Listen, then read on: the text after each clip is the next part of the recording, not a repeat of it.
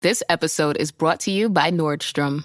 Summer's almost out and fall's calling. Luckily, Nordstrom has everything you need for the season ahead, all under $100. Discover new arrivals from your favorite brands like Mango, Princess Polly, Wave, Free People, BDG, and more. Whether you're planning a last-minute getaway, heading back to class, or refreshing your office looks, you'll find the latest trends and beauty must-haves without breaking your budget. It's easy, too, with free shipping, free returns, and in-store order pickup. Shop today, in stores, and at Nordstrom.com.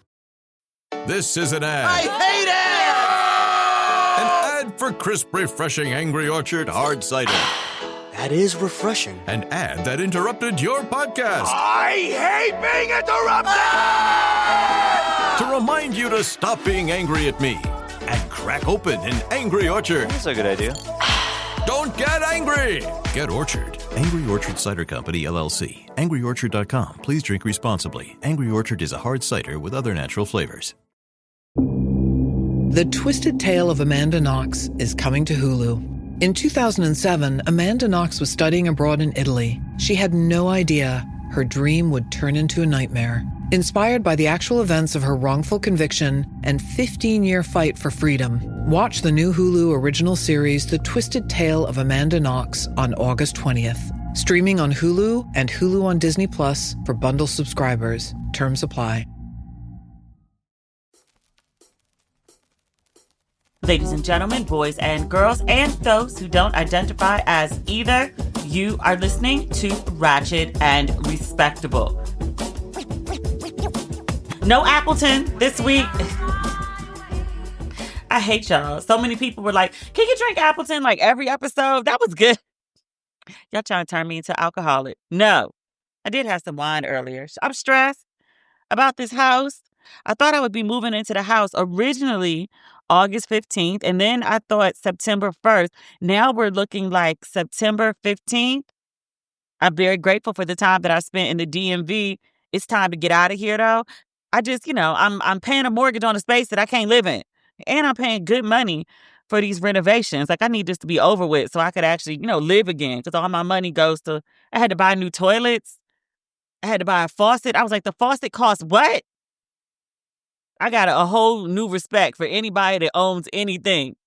And anybody that's ever done renovations to anything, too. Like, it is not cheap. It is a process.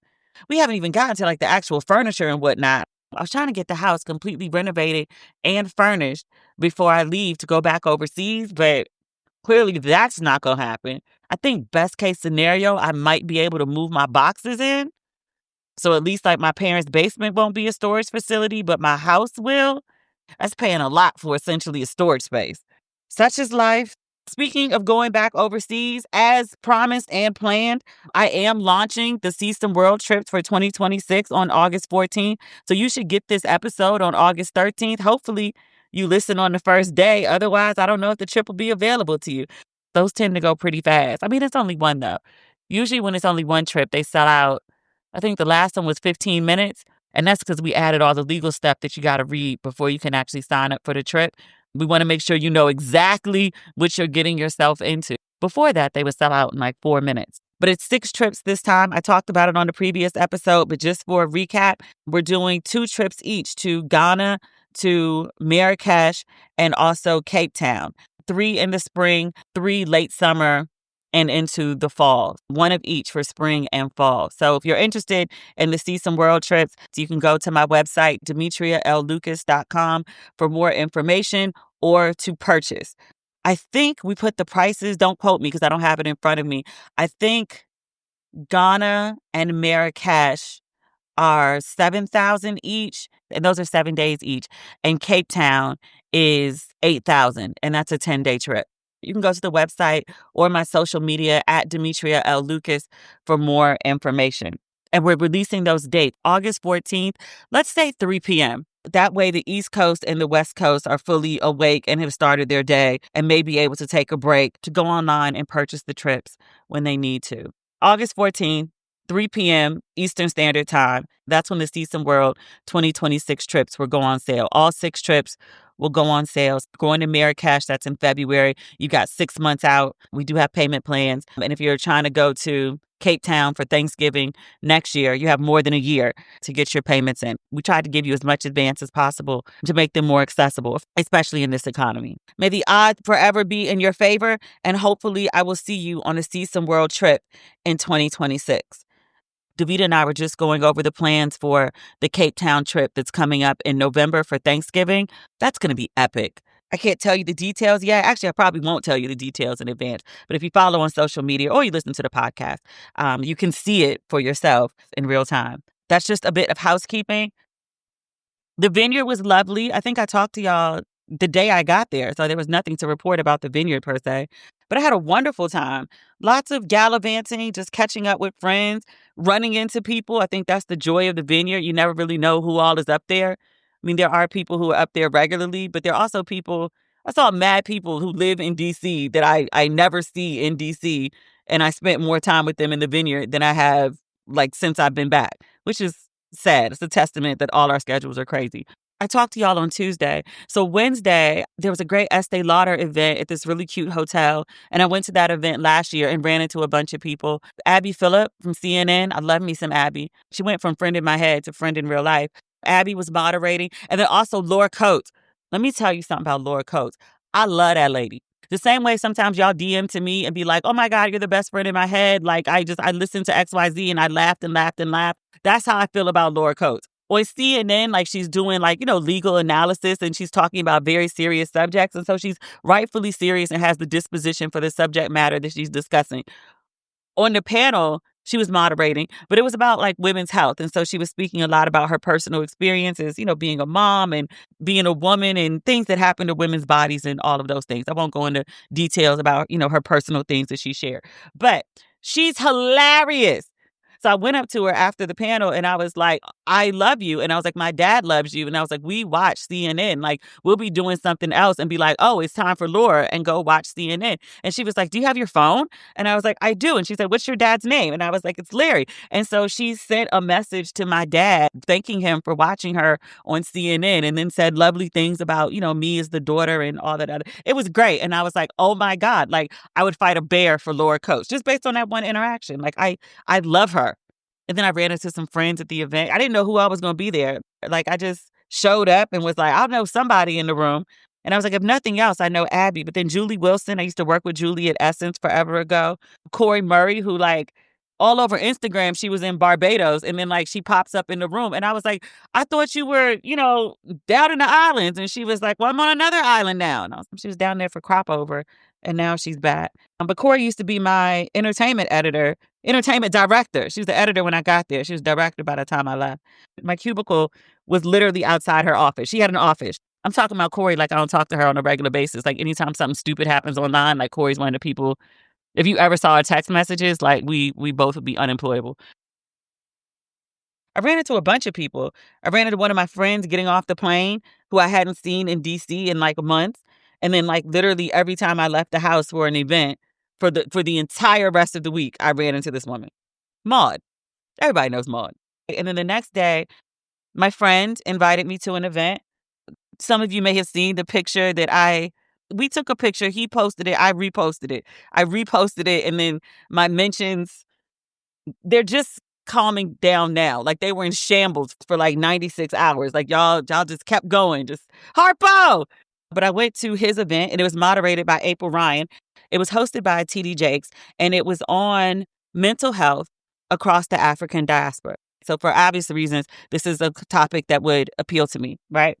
I go to the event to, support a friend, and April spots me from the stage and was like, we're talking about Africa. And she's like, we have people here who live in Africa. Demetria, say a few words to the people. And I was like, say a few, girl, I'm here to support my friend who is speaking. I am not here to speak.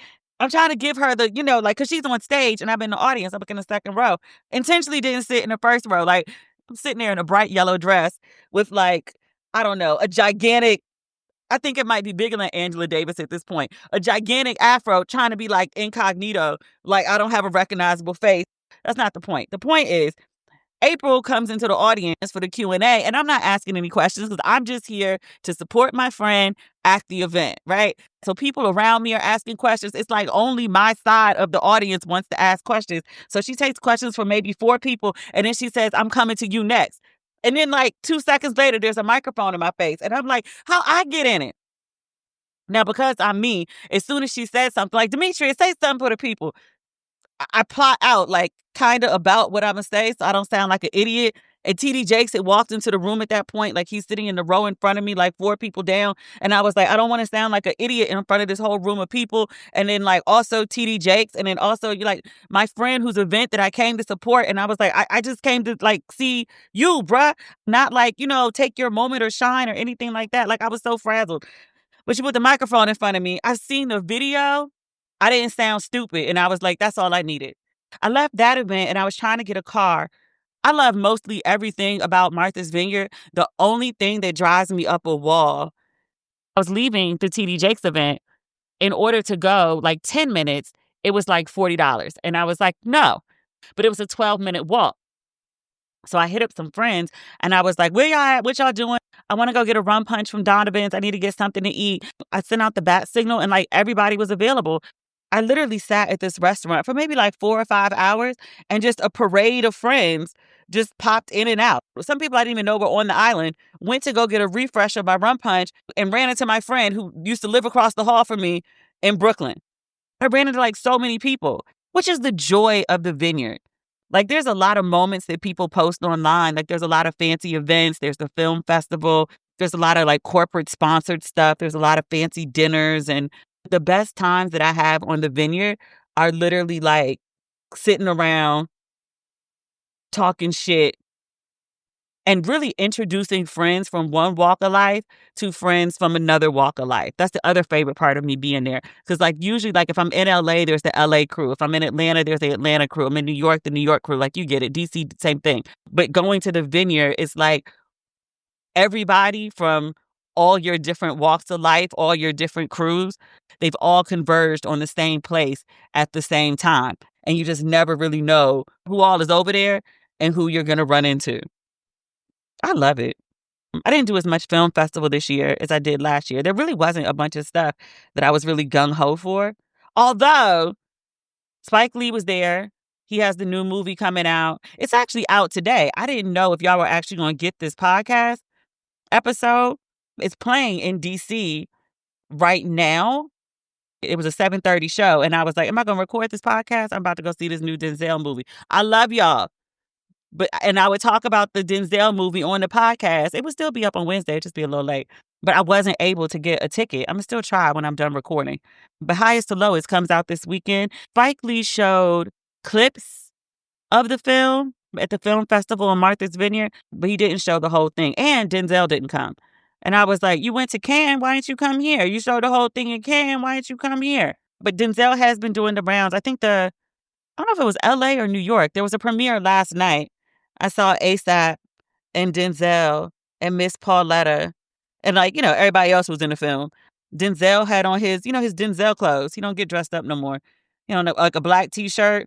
I think he put on some black pants. He just, running errands. Like, shit, the premiere for my new film is tonight. Let me head over there real quick. Stop by and say hi to the people.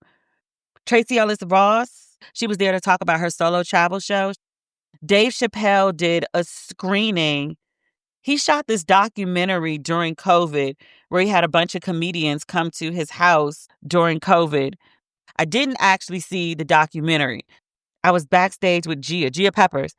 She was preparing for an interview with Mara Brock-Akil. Every time I see her, I feel bad because she asked me about so did you write the book? No, I did not, Mara. I did not. I'm working on it. There's a lot to say. But I was backstage with Mara and Gia while the film was going on. And then Dave came out on stage after the film wrap to do a Q&A. But a Q&A with the audience, no moderator. It was just him and a chair and a microphone and just taking questions from the audience. And I was like, he's a comedian, so he's used to the audience interaction. But I was like, that's brave as hell. David Letterman was in the audience. It was really good. They said no phones, but they didn't take my phone. So I took one single picture of Dave and then put my phone away, and I didn't do any video because I respected he wants people to be present and he wants people to be able to speak freely. Like, I get it. I get it. But also, I need to mark this moment. There's an after party. That's why I didn't see Tracy Ellis Ross. They took our phones for the after party too. And I was like, I mean, what is about to happen? I've been to several after parties for Dave Chappelle when he does comedy stuff. There's a couple that I went to in DC. Some of the best nights of my life. There was one for CBC one year. And I want to say Common and Raheem Devon got on the microphone and just like freestyled. And then like we were in there like in ball gowns and tuxes doing like sing-alongs of Killing Me Softly, Roberta Flack, being led by Dave Chappelle. Like it was one of the greatest nights of my life. I think we stumbled out of, it's not the Blue Note, that's New York. It's the jazz place in Georgetown, off the alley, up in there. I stumbled out of there at like 4 a.m. and was like, this is the best night of my life. I thought that's why they were taking our phones, because people were going to actually perform. But it was really just a DJ set. Like, it was cool. A bunch of people came through. Like, I was happy to run into more people that I hadn't seen, that I didn't know were on the island. Oh, I got bagged for like the first time in a really long time because we don't have phones. So this guy came over, he introduced himself and, asked me what my name was and who my interests are and who I be with. And then he asked, he said, well, can I take your number? Can I call you sometime? And I said, yeah, that'd be cool. And he was like, hold on, let me ask the bartender. And he went to get a pen and a paper. He wrote my name and number down. I had to spell it out. And, I usually just take the phone and type it in. He's like, I'll give you a call tomorrow sometime. Is that all right? And I was like, that's all right, baby. That's all right. It was very 2000s. And then he asked, he was like, can I buy you a drink? Did you want something? It was a lot. It was a lot going on. And then I came home the next day. I usually stay, or last year, I stayed for like 10 days. And this time I was only there for like 4 days. I told you that. I was like staying with the couples. Even though I'm not a fifth wheel, I am a fifth wheel. And I was like, that shit gets old real quick. I did a day of third wheeling with one of the couples. And I was like literally half a day. And I was like, yeah, that's enough of that. I was actually happy when mom and dad, that's what I started calling them, when they drove me to the airport. I was like, okay, bye. That's enough. Goodbye. I missed the Michelle Obama. She did a podcast recording. There was some other stuff I missed too. Ebony and Uncle Nearest. Was it a brunch? Yes, because I left on Saturday. They had a Sunday brunch. I saw the videos from it and like all of my friends were there. And I was like, maybe I should have stayed over an extra day. But then when I looked at hotel rooms, they were like $1,600, $1,800 a night. And I was like, no, I'll be taking my black ass home. All right. Goodbye, everyone. It's been real. It's been real.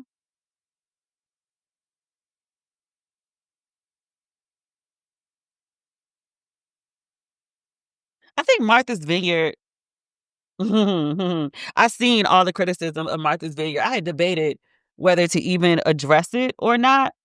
Here's the thing, right? So people have this idea of Martha's Vineyard as this like cabal of light-skinned, wavy-haired Negroes who work in corporate America. I don't know. Do they have Ivy League degrees or HBCU degrees? They definitely are in sororities and fraternities. They definitely either were in Jack and Jill or have kids in Jack and Jill. There's this idea of these type of people.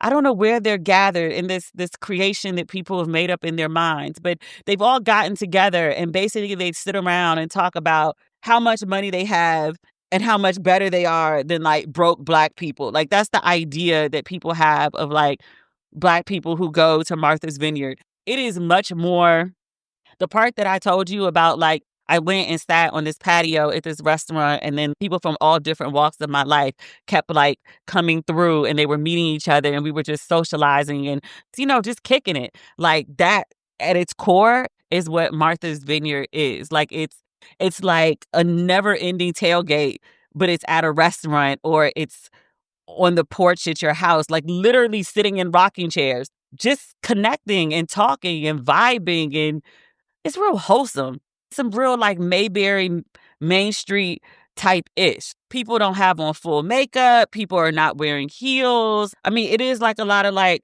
Ralph Lauren and not so much Lululemon, Vineyard Vines, a lot of linen. Like people are, kind of doing like a little bit of like Carlton Banks in terms of the fashion. But they're also just doing like a bunch of just really wholesome things. Like it's very family oriented. It's very community oriented. Like there are certain places, like one of my favorite things to do was to go to Art Basel solo because I would know a ton of people there and I could just flip from place to place and party to party because everybody always has room for a plus one of like a single woman, right? Martha's Vineyard is much more community.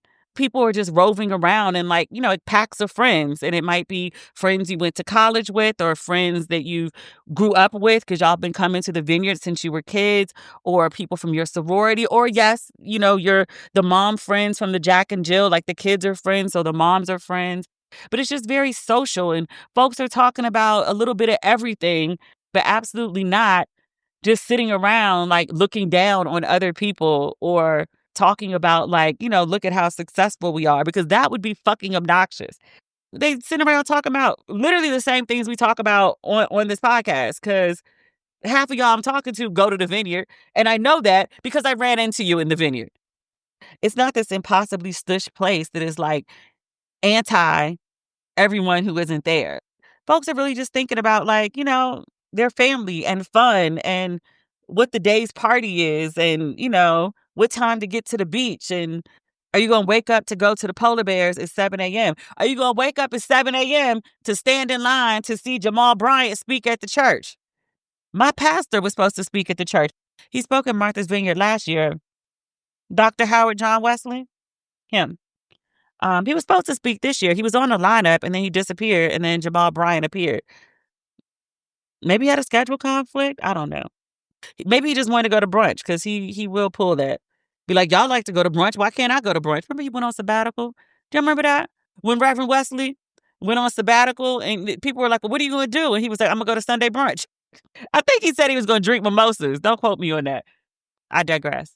So I said that about the vineyard. Let me say this about the vineyard too. Because I think, do I want to say more about that? I do. Sometimes I think people like the idea of Black excellence more than they actually like Black excellence. And I say that because people often talk about Tulsa, Oklahoma, the race riots, how, Black people had this really good thing going on. They were successful. They were owning businesses. They were, making money. They were doing what they were well to do, right? And people see that as a success story. But when people hear about communities of Black people who are financially successful, who are doing well, who are what old folks would call credits to their race, it seems to bring up an extraordinary amount of resentment, like the things that I was just describing about the perception people have of Martha's Vineyard, that people are like, they don't want something like that to exist. So, but you want Tulsa to exist, but you don't want Martha's Vineyard and places like it to exist. Like you come up with these crazy ideas about what people there must be doing and how they're just actively excluding you. There is no RSVP to Martha's Vineyard. Like you want to go to Martha's Vineyard, you can go. Like the flights can be booked, the houses can be booked, the hotels can be booked. Like it's a bit cost prohibitive if you don't have the finances. But just in terms of like, can you access? Yes. Can you go to the film festival? I mean, there's a whole website. Like, yes, you can buy tickets. Like no one's stopping you. I will say for people who are interested in going, I would recommend that you go with somebody who's already been. It's very much a community. So just popping up in the community and people who don't know you, you may not be able to access some of the things that you've seen online that you would like to be part of. You need somebody to invite you in, essentially. You kind of do need somebody to tell you, like, this is where people are eating donuts. This is where the good restaurants are. This is where everyone goes for ice cream. This is where folks are on this day or that day. I mean, that's if you want to be in the mix. If you just want to show up and kind of do your own thing, then you can. Nothing's stopping you. I saw Tabitha Brown. She posted a video the other day. She didn't give exact context for it, but I've seen some of the things that she was talking about. She and her family have been in Martha's Vineyard and they've been popping up at everything. Tabitha's been doing interviews. She's been out and about like a bunch and she's been documenting it on her page, as she tends to do when she travels. She put up a video the other day and she was saying people see Black success and this is not her word, I'm paraphrasing, but she's like, they demonize it. They say, like, you must be part of, like, the Illuminati. You must have, done people dirty to get where you are. She was like, no. And she was like, throughout my journey, my friend's journey, we've always, given glory to God, and we've done the work even when it didn't seem like a payoff, but we were consistent, and we, fought the good fight and stayed the path and prayed and did the work and all of those things. And she says, and now we're at a point where we have rewards for it. And she was speaking about how people just kind of make it seem like it's a bad thing to be successful, which brings me back to my original point that I'm like, I'm not really sure sometimes whether Black people specifically, want Black excellence or Black success. Because when you see people who obtain it, when you see people who are living it, there's a section of Black people who treat it like it's a bad thing. Instead of being inspired by it, instead of being like, I want to access it, instead of being like, I want to learn from it, how do I get that too? You make it seem like, oh, they've done something wrong. They've sold their souls. They're Illuminati. There's a cabal of light-skinned, wavy-haired, light-eyed Negroes sitting around just, talking about how everybody who ain't them ain't shit. And that's not a thing. Okay, and then I need to say this. One of the mistakes, mistake is not right. Mistake is not strong enough. One of the insults that I've seen online and people discussing Martha's Vineyard is people who are regular attendees. You've been going because your family's been there for generations. You grew up as a kid going, or you've been going for several years now. Like, people have talked about like, oh, the island is changing. So it's so corporate. There's so many events. Like, it's just not organic anymore and blah, blah, blah, which is fair. I've had that complaint about several conferences that I've attended. I have that complaint about Brooklyn. So like, I get it. There's more interest in the island right now. Like, Ralph Lauren did a merchandise drop. They also did a pop-up on the island and didn't have clothes. And I was like, you came to Martha's Vineyard to promote your Martha's Vineyard collection of your clothing line with all these Negroes with disposable income, and you showed up here with no clothes? I personally didn't love the line. I also didn't go to a HBCU, obviously didn't go to Morehouse, but didn't go to Spelman either. But I just personally wouldn't wear Spelman or Morehouse paraphernalia. I wear Hillman, but like, if I need to rep a college, like, I'm a Terrapin. I'm also a Bobcat. I have enough of my own ish to rep, plus my own merchandise for Ratchet and Respectable and See Some World. There's a drop coming in October, by the way. There's been a lot of additional interest in Martha's Vineyard. Mara Brock-Akil, she had the show Forever on Netflix. Part of the reason she was there during the interview with Gia. There was an episode from the show in which they are in Martha's Vineyard. So the island is getting a lot of attention. Plus, you have all those big stars that showed up for the film festival, or even not the film festival, the book festival. Ketanji Brown Jackson was on the island. All of the attention is not positive, and the people that attend feel away, like they're being attacked, they're being criticized just for, being successful and living their lives. Like, all the things that people are supposed to aspire to do, they aspired and did, and they feel like they're getting attacked for that. Some of the responses that people have had, for those who chose to respond, because also about Martha's Vineyard, I told you how very expensive it is, like for the hotels and to book a house and all of those things. It's sold out every year. Martha's Vineyard is not hurting to try to convince people to come to their book festival or their film festival or anything else they got going on. Like, they are book solid a full year out. So people who are still on the island book their houses and their accommodation for the next year before they've left the island this year. So for people who are like, oh, they're doing all this over there and I don't want no parts of it, people don't care. Like, they're not hurting for attendance or people occupying their homes or attending their events. Like, they're good. But also, I think sometimes in the conversations that are coming up about Martha's Vineyard, there are some people who are critical and there are some people who are curious and who would like to know more, who see the pictures, the videos, they read the articles about who all over there. And they're like, that's something that I want to attend. I saw a conversation online and it went left, and I understand why it went left. A woman who was on the vineyard, a woman was asking her about the vineyard. And so the woman was saying, similar to some things that I had said, and she was like, you need to come with someone if you want to know what to do. Like, you got to have somebody who's an in to like tell you. She then added to the woman and she was like, but if you're going to come on over here, you need to know that you have to come here and act right. Because people were like, yo, who the fuck are you talking to? Like, you talk to me like I'm a child. There are people who criticize the vineyard and it's like, oh, there's some bougie Negroes over there and they want nothing to do with the vineyard. The people who are asking about the events, something about what they're seeing appeals to them. They're seeing fancy dinners. They're seeing people at the beach. They're seeing people in backyards. They're seeing like the Mayberry version of Martha's Vineyard, because essentially that's what it is. It looks like a gigantic family reunion. Like on the rowdier end, it's a homecoming tailgate where things only get but so crazy.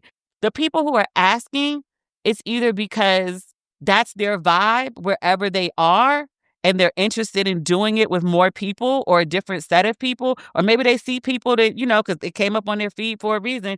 They see people they know that go and are like, okay, I want in. Or they're not quite there, but they aspire to be there and they want to be in those spaces because #Black excellence, and they want to embody it. When people are curiously asking about what's going on in the vineyard and how does this work, telling them like they got to show up and act right, it gives the indication of that they don't know how to act right. The whole cabal of light-skinned people sitting around talking about their success and talking about how to keep other people from having it, that's what it gives. It gives like respectability, which Martha's Vineyard is like a respectable place. But that's part of the appeal of it. But that's also what the people who are seeing the pictures and want to go, they want to be part of it. So like telling, other grown people, like, you could come, but you got to act right. Like, I get it. There is something very special about the place. It's persevered for over 100 years. I hope saying sacred isn't sacrilegious, but I get why people want to keep it, preserve it. That's the better word than gatekeep. I get why people want to preserve it. Just be mindful in your attempt to preserve that you're not being, a dick about it.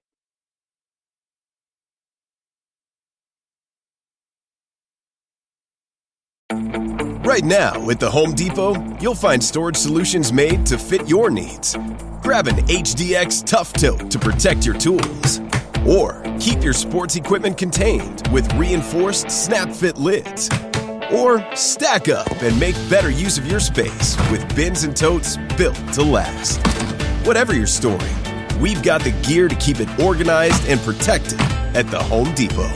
How doers get more done.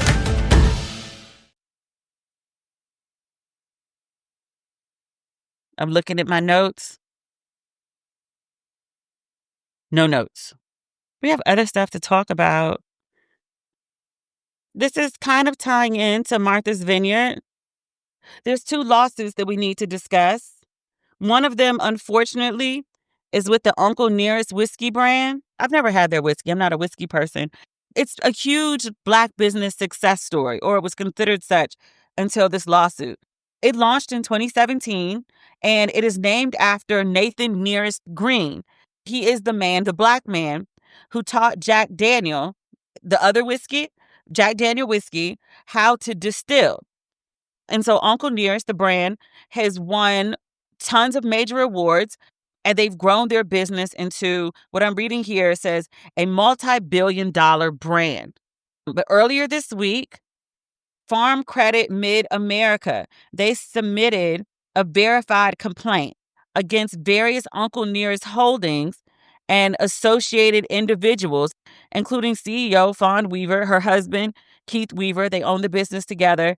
They're alleging that there's been a breach of loan agreements that tally up to over $108 million with an M dollars.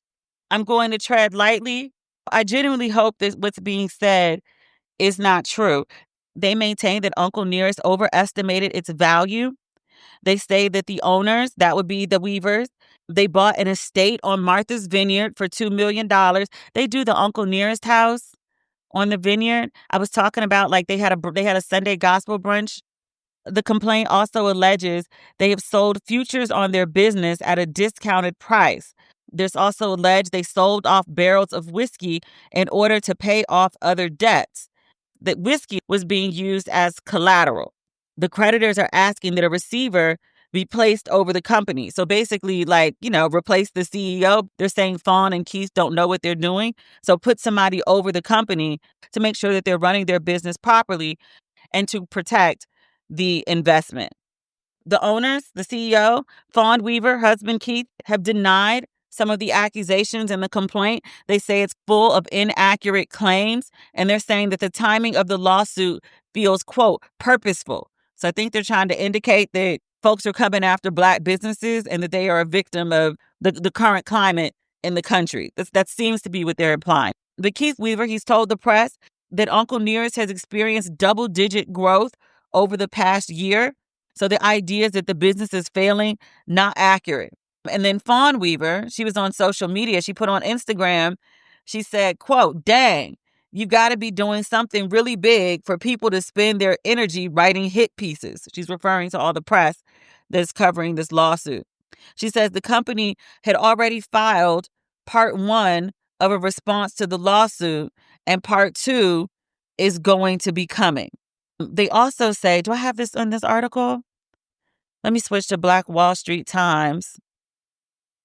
Oh, good. This has more details. They point out that Uncle Nearest was named the fastest growing American whiskey brand in history by Forbes, and that was in 2024. And it had surpassed a $1 billion valuation. It can be found in over 30,000 stores, bars, hotels, and restaurants in 12 different countries. Launched in 2017. We talked about that. Nathan Nearest Green, they note here, he was a formerly enslaved man who taught Jack Daniel how to make whiskey. And obviously, got no proceeds from the success of Jack Daniel's whiskey. Let's see. They talk about the lawsuit again here. It says the lawsuit details a number of alleged breaches of contract. It includes the failure to make principal and interest payments on a revolving loan and other term loans. The total amount, including accrued interest, is now claimed to be over $108 million. And then they say the Weavers used the loan proceeds to purchase the home in Martha's Vineyard. This was allegedly through a separate entity, then mortgaged the property to another lender in violation of the original loan agreement. They say that Uncle Nearest significantly overstated the value of its whiskey barrel inventory, and that served as collateral for the loans. And then they sold off these barrels to pay other creditors, all without the lender's knowledge. And they've also failed to maintain a minimum net worth of $100 million. I like to think I'm Black excellent. I ain't that excellent. We're working on that. It says, in their response, the Weavers have vehemently denied the allegations, calling them demonstrably false. They have placed the blame for their inflated barrel inventory on a former chief financial officer. They claim that individual acted alone and has since been terminated. And they say that the creditor was fully aware of the Martha's Vineyard property purchase and that the lender's employees even attended events there. Fawn Weaver said on Instagram that Uncle Nearest is having, quote, its strongest year ever, and that the brand is, quote, a shining star in a challenging industry. We will keep an eye on this legal battle. I wish the Weavers the best. I hope what the Weavers are saying is true and that they can come up with the money to pay their creditors. I think I read on another article, don't quote me, that they've been defaulting on the loan since January 2024. That's ungood. That's very ungood. Let's hope that this successful Black business can remain successful. If you're a whiskey drinker and you'd like to support the Weavers, go ahead and buy a bottle of Uncle Nearest. Also, in lawsuit news, do I have this pulled up on my phone? This I actually take some delight in because I don't know why she did this dumb shit. I'm like, have we learned nothing from Tasha K? Apparently not. What's the girl name? Candace Owens? She's being sued by the president of France and his wife, Emmanuel Macron, and his wife, Brigitte. There's a lot going on with the backstory between the two of them, but that is not the focus of today's topic. The focus of today's topic is they have sued Candace Owens in a lawsuit in Delaware Superior Court that stems from Owens' repeated claims that the First Lady of France is a man. Candace Owens has stated multiple times in the lawsuit, they describe it as a relentless year-long campaign of defamation against the Macrons by repeatedly promoting the false claim that the First Lady of France was born male. I would also just like to point out here, she has 3 biological children from her first marriage. The president of France is her second. I think she left her husband for him when he was like a teenager and she was a grown-ass woman. You quote me on that, because that's actually factually true. The lawsuit against Candace Owens details 22 counts of defamation, false light, and defamation by implication by Owens. They are seeking damages, the amount of which was not specified in the initial filing. So whatever the judge and the jury see fit. Okay.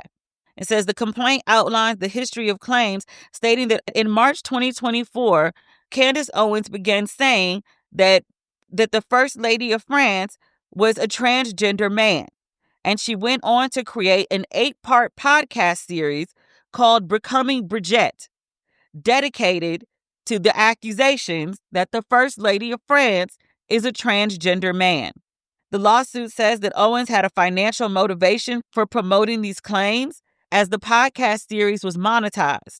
They also say that this lawsuit is a last resort after attorneys for the president and the first lady made repeated attempts to get Owens to retract her statements or stop talking about them, and they were ignored.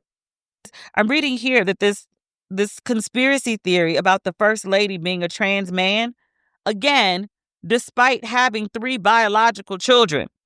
It says that the couple previously won a defamation suit in France against 2 individuals who spread similar claims, but the ruling was later overturned.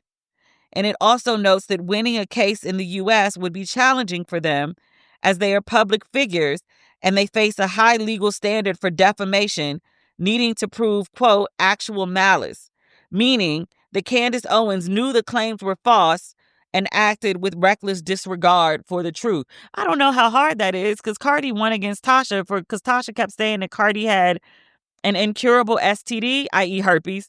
Not that that's the only incurable one, but that's what she alleged. And then Cardi was like, my lawyers tell the girl multiple times to stop saying the shit. And then I sued her. And by the way, I actually don't have it. So her making these claims is crazy. Cardi has furiously gone after Tasha K's coins on the GP of it all. I'm going to imagine that Candace Owens don't have no coin, not enough coin to battle the president of France and his wife. She going to end up broke too. I think her husband has some coin, but they might end up taking a lot of that. Oh, dear. Oh, dear for the circumstance, not oh, dear for Candace Owens. I hope they get everything they after. I really do. She asked for this shit. They told the girl to stop. And even really seriously, like if you believe that the woman was a man, what is it to you? I don't even understand where this came from. I imagine it's the same or a similar. I won't say the same because the First Lady of France is white. The stuff with Michelle Obama calling her a man all the time is mostly out of racism. They just don't think she's pretty for whatever reason. They've decided that she's a man. And she's tall. Her arms were very muscular when she was in office. No part of her ever looked like a man. I want to say this in the most respectful way possible. Y'all remember the cover of Essence? And Michelle and Barack were standing face to face, so it was like a profile of both of them. And Barack was like straight up and down in the back. And then Michelle Obama was not straight up and down in the back. I mean, like the back, yes, but the lower back portion, no. Not straight up and down at all. Like very curvaceous. I'm trying to speak respectfully of my first lady. You could see it. You couldn't miss it. Remember like the gold Versace dress? And it was like all hips and backside? I was like, how y'all get man from all them curves? They did that with Serena Williams too. It's like a racism thing, but also very specifically a dark-skinned black woman thing. I mean, she's brown, but I wouldn't call Michelle Obama dark-skinned by any stretch of the imagination, but that's not the point. The point is Candace Owens' ass is getting sued, and I'm glad about it. It ain't going to shut her up. It hasn't shut her up. She was online earlier today venting about how Trump is not intervening. The president of France is trying to violate her First Amendment rights. And I was like, you don't have a First Amendment right to be raging about how someone is a trans man when they're a biological woman. There's nothing wrong with being a trans man, just like there's nothing wrong with being a biological woman. But the fact of the matter, I'm sorry, I've been saying trans man. What I mean is trans woman. They're saying that she transitioned from a man to being a woman. Let me correct myself. But either way, she's not trans anything. She's a cishet woman. Candace Owens is online earlier today or yesterday. I saw the video today. Bitching about how President Trump is not intervening while the president of France tries to trample on her First Amendment rights. And she said she talked to President Trump on the phone And he said that he looked at the wife really close, and he was like, "It looks like a woman to me, but you can never be sure." Like, girl, what? Why is the president of the United States just having conversations with fucking randoms? I was a journalist when Obama was in office. At no point did I ever feel like I could just call him up and just, "Hey, Barry, what's good? What's going on?"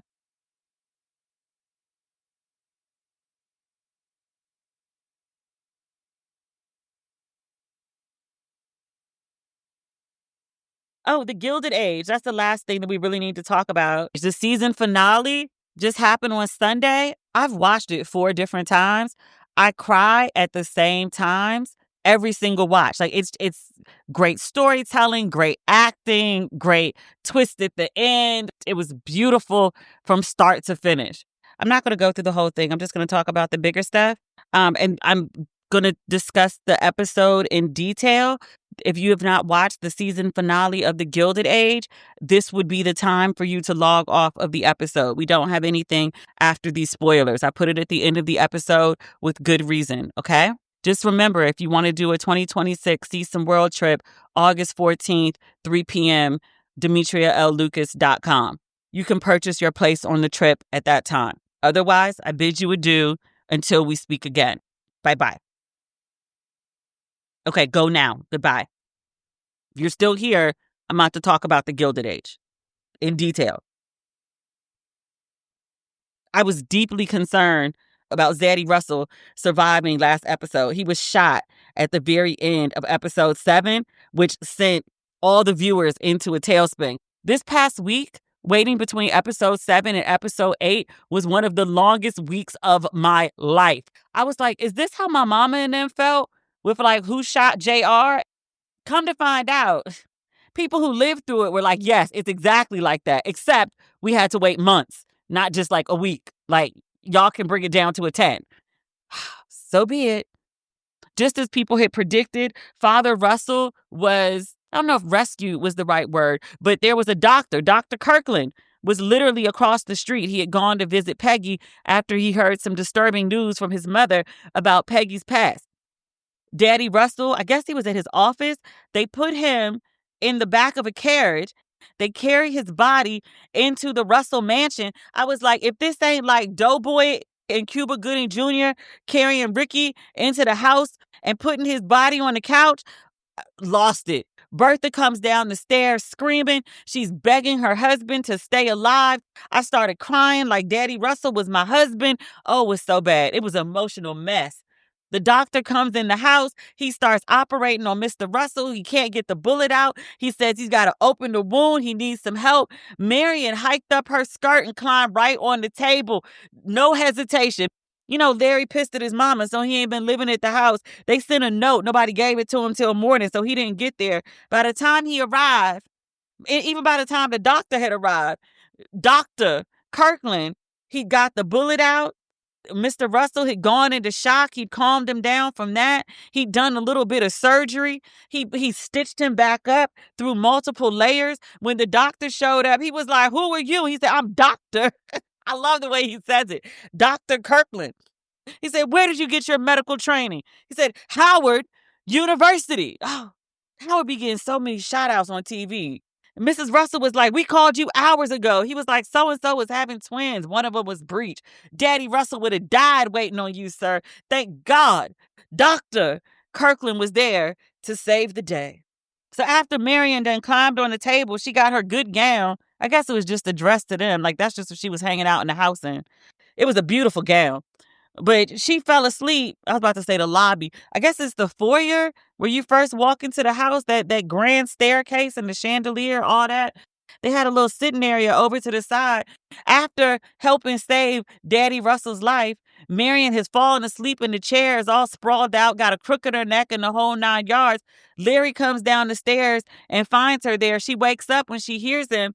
So she goes over. Larry's a little distraught. And she says, "I would do anything for you and your family." He said, "Yeah, but you called off the engagement." Sir, you don't know if your father going to live or die. You really think this is the time to talk about Marion calling off the engagement? he was ready to have a conversation. He was telling, Marion was like, yeah, I talked to Jack. He told me that, you didn't do anything at the house of ill repute. And he was like, well, I told you I didn't do anything. And why didn't you believe me? Nigga, you had freshly lied to the lady. Why should she believe you after you just lied to her? And it was like, yeah, I lied about that. He said, to protect you. You know what you also could have done is just not done it. Don't lie about the dumb shit. Don't do the dumb shit. And then Marion called him out and she was like, well, yeah, I didn't believe you because, you had just lied to me. And then he was like, I don't want to talk about this right now. I got a lot on my mind, my father being shot and all. Sir, you brought this up. I like Larry in general. He got the trait of gaslighting people. And I was like, I was kind of rooting for this relationship because, he's genuinely one of the nicer characters on the show. He could be a little ruthless when he needs to be. I mean, he can't help it. Look at who his parents are. I was rooting for him. And then, the gaslighting on the steps. And I was like, I believe you really love Marion. I believe Marion really loves you. I don't know if I want y'all to be together at this stage in your life. I feel like you need to grow up. So Daddy Russell is in bed the next day. He's recovering. It seems like he's gonna make it. He just needs to, rest and take some time.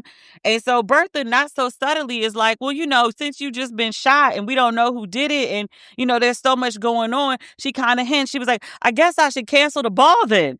She didn't really mean it. And Mr. Russell knew. He was like, no, don't cancel the ball.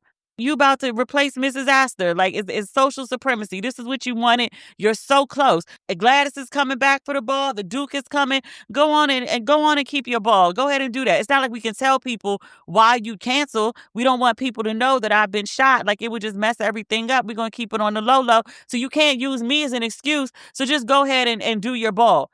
Did she ask him right then? And she was like, well, if you're feeling up to it, you should come. I was like, man, this man just got shot. Your husband might not have left you at the end of the episode if you had just been like, no, I've had a change of heart. I'm all about family. I've been going too crazy. I just want to focus. Fuck the society. Fuck everything else. I just want to be by your side to make sure you live. Then maybe your husband wouldn't have left you. But that's not what Bertha said. Bertha was like, well, all right, if you insist. Peggy goes back to the house. She told her mom what happened with Mr. Russell, and she's bragging on Dr. Kirkland. She was like, he came by the house to see me. We didn't get a chance to talk because he had to run across the street to save Mr. Russell. But he said he's coming by here because he has something to talk to me about. He said it was urgent. So Peggy and Mama are starting to get giddy because they think he's coming by to ask Peggy to marry. The scene was breaking my heart because we know as the viewer why Dr. Kirkland is coming by, because he's heard this news about Peggy and he wants to, I wouldn't say confront her. He wants the truth. He wants to know what's good because, this is a lot of information that his mom shared with him and Peggy hadn't told him. And in fairness to Peggy, she tried to. When she told him the backstory with, what's the man? The married man who was trying to fight over her at the train station, Mr. Fortune. When she told him the full backstory about Mr. Fortune, she was trying to tell him the rest of it. And he was like, your past doesn't matter. We good. I'm all in. I don't need to know. She should have told him anyway. She didn't. So his mama ended up finding out, ran and told him. Now he has to come and ask Peggy. They were so happy at the prospect of this man coming to ask for Peggy's hand in marriage. And then a beat later, her and Dr. Kirkland are sitting on the couch and he's like, well, it's true then. And Peggy's trying to explain. Peggy is crying. He gives Peggy his handkerchief. There's still so much love there. But he's usually so self-assured and so confident. And the wind is taken out of his sails, which I get it. It's a lot. And we know Peggy is a good person. He's still just learning her. He's really smitten with her. But it's a lot. His mom is on his ass and there's what will people think and standing and all that other stuff. And I'm like, none of it matters. Love rules. These are things that he has to think about. And he says he needs to go for a walk. And he leaves Peggy. And not before she gives him a handkerchief back. He lingered on the handkerchief. And I said, maybe there's hope. Maybe there's hope. But men can be so unforgiving about women's past. And I was just like, oh, I don't know. But it was breaking my heart. When Mama came back and Peggy was crying and she's yelling at Peggy, trying to convince her that she's worthy, I'm sitting up here crying, partially because I'm hearing the you're worthy part and it's so beautiful to hear. But then also I'm thinking about a mom trying to comfort her kid. Oh, Peggy, the Peggy. Danae Benton, she did her good work. I don't remember what magazine it was earlier this year, but they did a story on Audra McDonald, Danae Benton, and Felicia Rashad.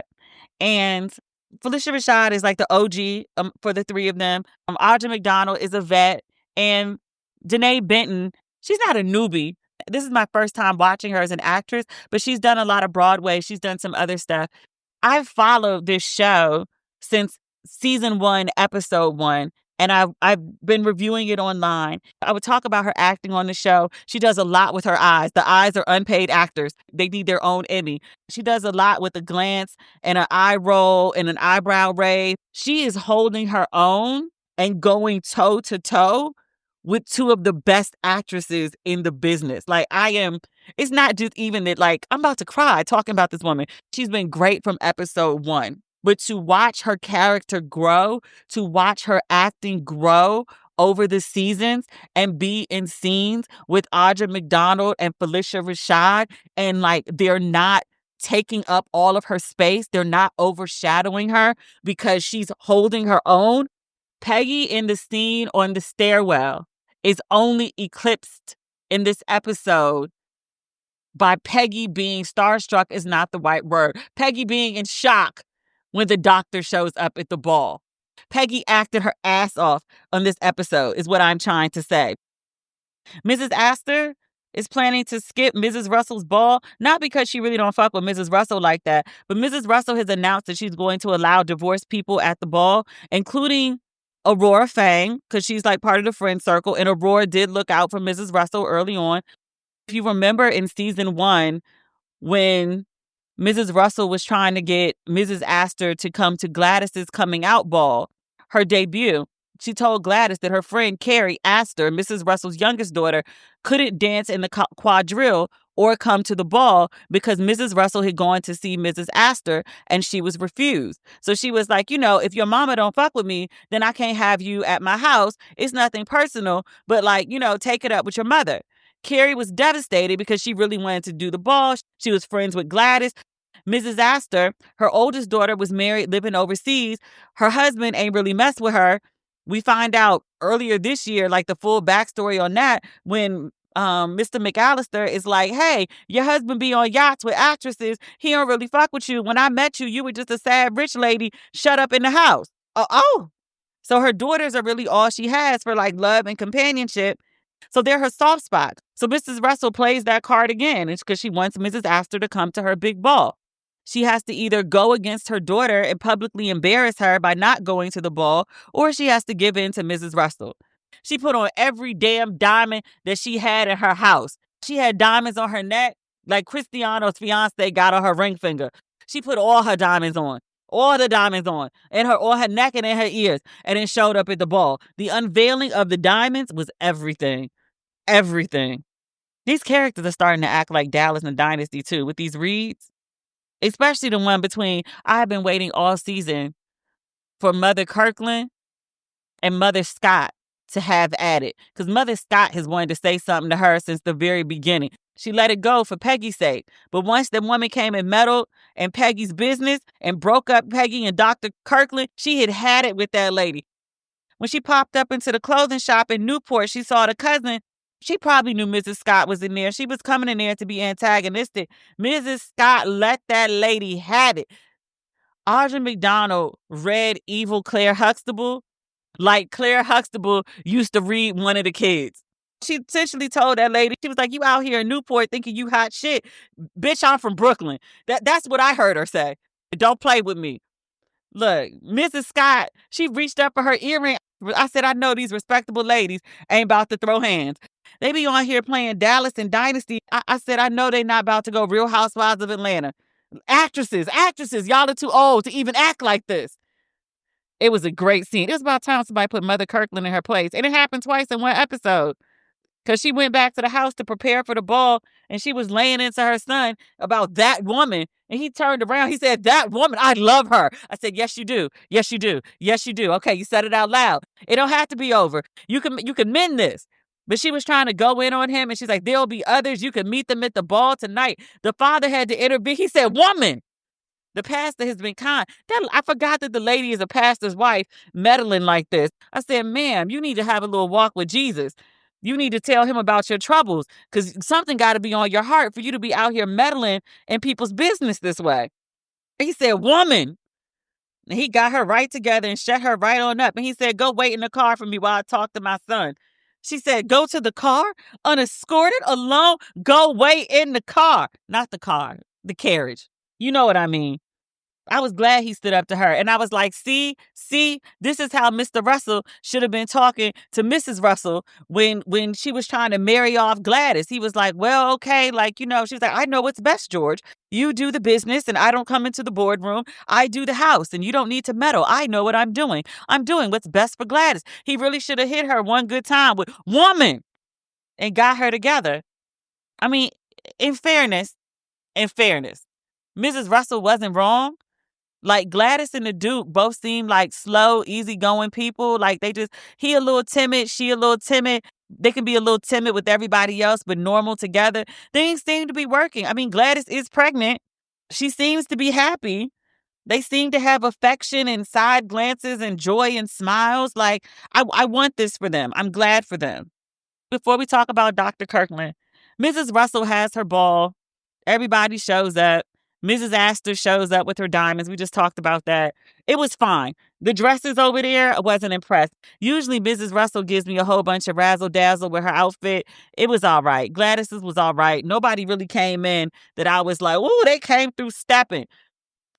I will give Carrie Coon as an actress, I will acknowledge the little sachet she does in these dresses. She be working a dress, even if it's not the cutest dress. But every dress she has on, her little sachet in the dress deserves its own Emmy. Her hips be working them bustles overtime. And also Mrs. Winterton. She does a little sachet too. And I was like, those characters have a lot in common. And it was not lost on me. Mrs. Winterton, Oscar got Mrs. Russell to invite Mrs. Winterton to the ball. She comes in, she greets Mrs. Russell, and she says something like, I could be a good friend to you. It's very similar to something that Mrs. Russell said to Mrs. Astor in the end of season 1 at Gladys's ball. She was like, I could be a good friend to you if you let me. And then she says, you and I are very alike. And then she spends the next 2 seasons basically taking her place in society.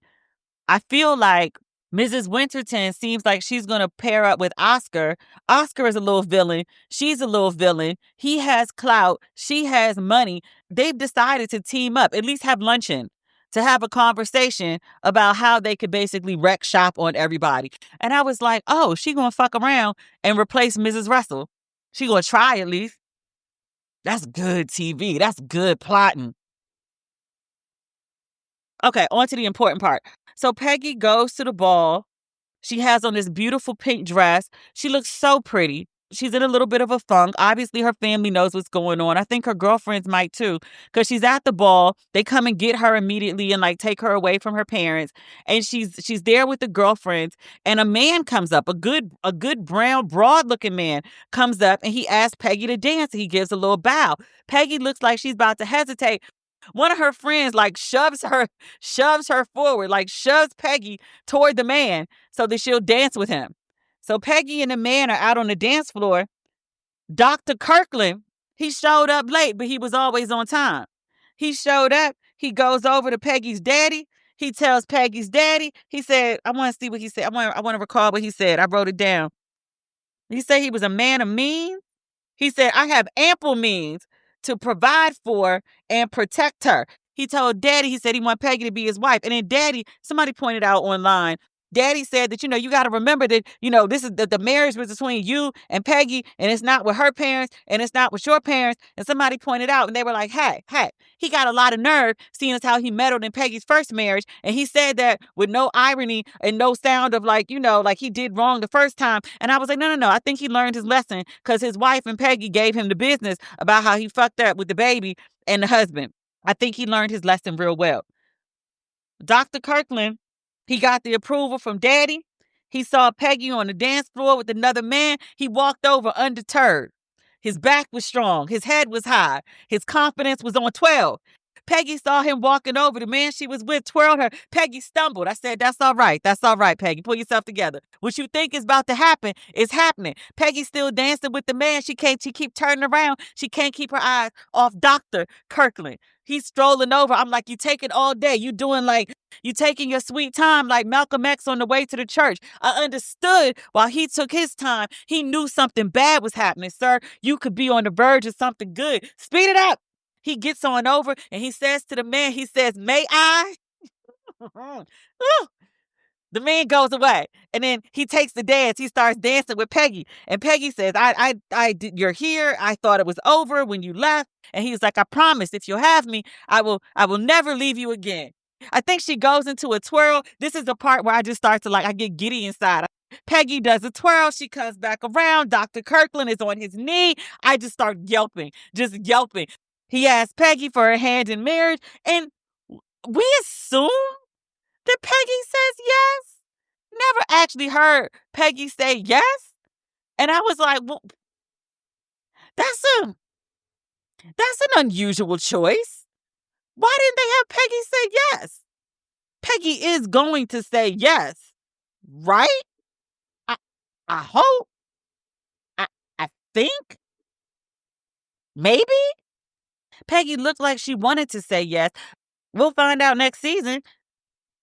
12 months from now. It's the day after the ball. And George Russell is, I guess, they're in Newport. So George Russell is upstairs. I don't know if they're in the bedroom or study. They're somewhere in the house. Mrs. Russell comes in and she's trying to ask George about something. And he was like, oh, no, I'm going back to the city. And she was like, what do you mean you're leaving? Gladys is here. We're all hanging out. And he was like, oh, no, I came here. And notably, he was recovering in Manhattan. And he went out to Newport, which it's a bop to drive it because I've driven it before. They're going by horse and carriage and train. The man just got shot. He did a lot. But he was like, hey, it was your ball. You wanted us to present as, one big family. That's what you said. This is what you wanted, like your social supremacy. And I came out here to help you get it. But he was like, hey, I got shot.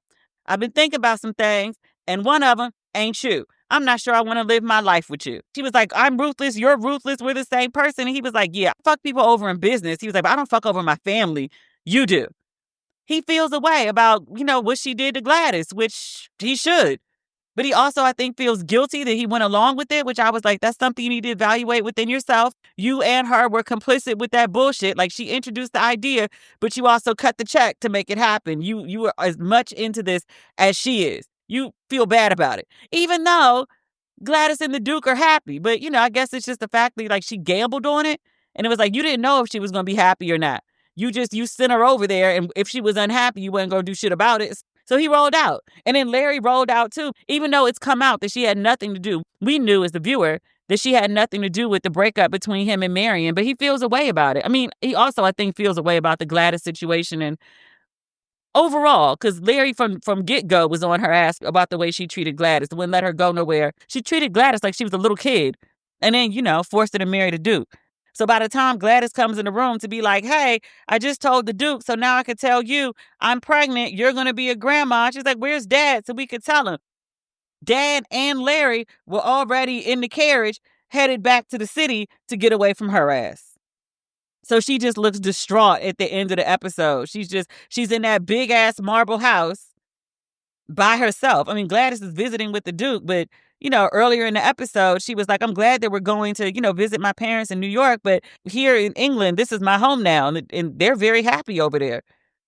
So now she's going to be sitting up in that big ass house by herself, which is true to the real life story of Ava Vanderbilt. You know what I'm talking about. Her Vanderbilt mansion, Marble House, is still standing in Newport. If you should get a chance, it's expensive. And I think the houses are only open until the end of September. But if you should get a chance to visit the cottages in Newport, I think I may go back. I was going to try to go in September, but my housing situation is throwing everything into disarray. But if you should make it to Newport, there's at least 4 or 5 houses that are just beyond breathtaking. Just you ain't never seen no shit like this. Marble House is literally all marble. And I don't think I had a real concept when I first went of how much marble costs. But I just had to buy marble for my countertops. it costs. You made a whole house out of that shit? Yeah. All right. That's the episode. We'll be back. I don't know when we'll be back. Next week for sure. But we need to start reviewing The Best Man. So we'll see. We'll see what the schedule looks like. No guarantees. But if I can fit something in, I will. Okay? Turn your notifications on. All right. Talk soon. Bye.